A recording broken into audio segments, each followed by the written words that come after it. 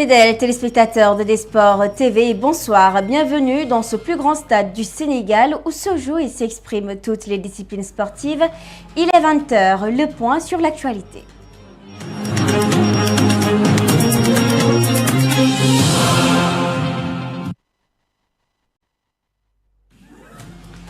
Merci d'avoir choisi Desports TV. À la page 1 de ce 20h, nous parlons basketball.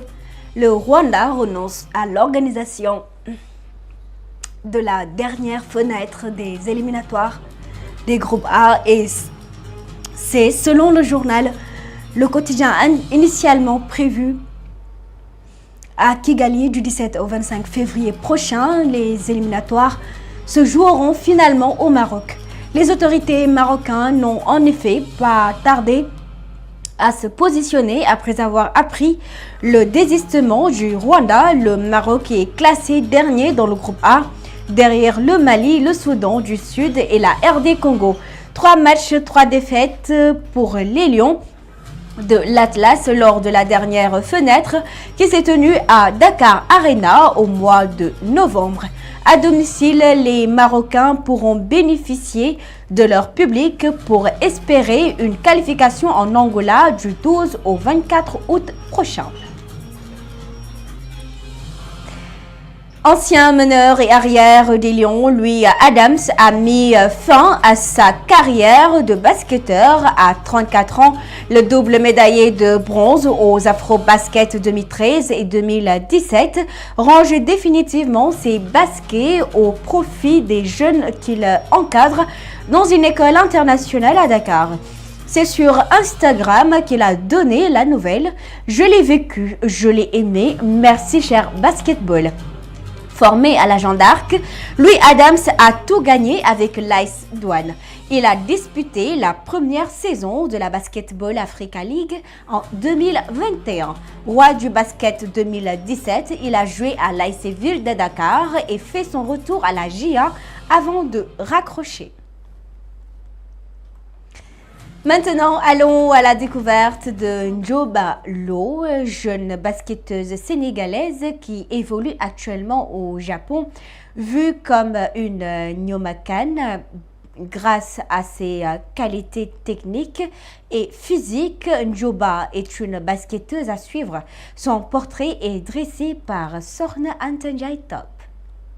Talent indéniable, une agressivité offensive constante adossée à un physique imposant, un triptyque qui fait de Ndioba Lo une basketteuse des temps modernes. Agréable à suivre sur les parquets, la native de Guédiawaye s'est forgée sur les terrains vagues de la banlieue dakaroise, dans les fameux playgrounds, avant d'intégrer Guédiawaye Basket Academy. Sur la coupole du président Pathé Keita, qui l'encadre comme sa fille, Ndioba s'affirme comme une valeur sûre du basketball sénégalais.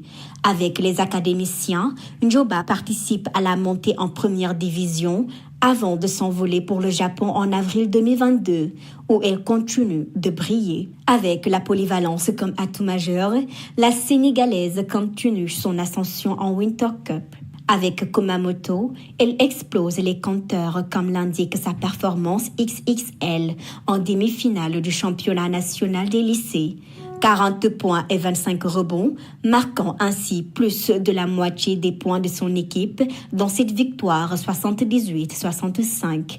MVP de ce match où elle a scoré dans toutes les positions. Promis à un avenir radieux, Ndioba pourrait également étoffer le secteur intérieur des Lions afin de réussir la reconquête du titre continental tant voulu par les férus de la balle orange. Gris2 sort de son mutisme après la défaite de son frère contre Zarco dimanche 12 janvier à l'arène nationale. Le frère du 3e Tigre de Fass veut que les objectifs soient reconsidérés au sein de cette grande écurie qui a vu rayonner des lutteurs de renom comme Mbaye Gueye ou encore Moustapha Gueye. Selon Gris2, l'objectif de Fass devrait être le titre de roi des arènes. Mesdames, Messieurs, c'est l'heure du voyage dans ce 20h.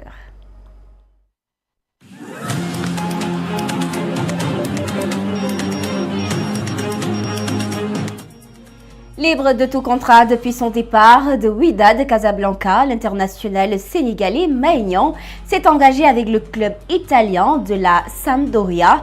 L'attaquant de 30 ans va désormais défendre les couleurs de la formation de Gênes, actuelle 16e de la Série B italienne.